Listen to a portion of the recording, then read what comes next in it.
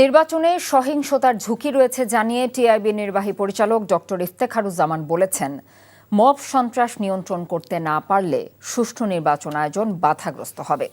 রাজনৈতিক দলগুলো note of ডিসেন্টের কারণে জুলাই সনদ দুর্বল হয়েছে উল্লেখ করে তিনি বলেন, অন্তর্ঘাতের শিকার হয়ে লক্ষ্যভ্রষ্ট হয়েছে সরকারের সংস্কার প্রক্রিয়া।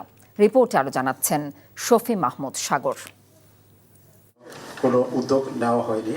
কর্তৃত্ববাদ শাসন পরবর্তী ১.৫ বছরে প্রত্যাশা ও প্রাপ্তি নিয়ে করা গবেষণার ফলাফল উপস্থাপন করে ট্রান্সপারেন্সি ইন্টারন্যাশনাল বাংলাদেশ।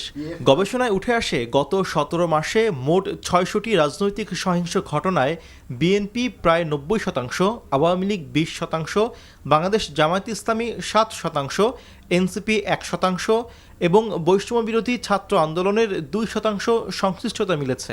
টিআইবির নির্বাহী পরিচালক ডক্টর ইফতেখারুজ্জামান বলেন, অন্তর্বর্তী সরকারের কাছে যেরকম স্বচ্ছ জবাবদিহিতামূলক ব্যবস্থা প্রত্যাশা করা হয়েছিল তা পূরণে ব্যর্থ হয়েছে সরকার। বাংলাদেশের অপরাধ বইতে এমন কোনো অপরাধ নাই যেগুলোর মধ্যে আমাদের আইন প্রয়োগের সংস্থা, গোয়েন্দা সংস্থাগুলো জড়িত ছিল না।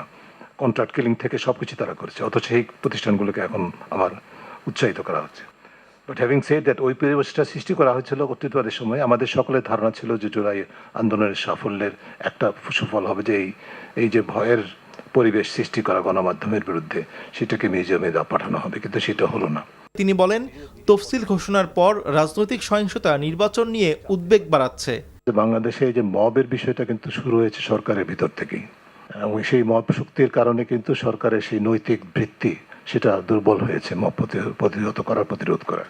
সেই বিবেচনায় আমরা মনে করি যে এখন থেকে ১২ ফেব্রুয়ারি শুধু না, তার পরবর্তী বেশ কিছুদিন পর্যন্ত সহিংসতার ঝুঁকি তো থেকে রয়ে গেছে।